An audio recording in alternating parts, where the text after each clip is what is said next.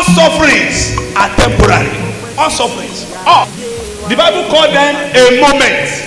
It won't last forever. Sometimes you need to understand. You need to carry a mentality that knows that this difficult time is what? Why will you hold to Jesus? Because you know this my disability is temporary. This my inadequacy is temporary. This ongoing insufficiency in our house is temporary. The dryness of my kitchen is temporary. The fact that my clothes are no more than 2 pieces is temporary.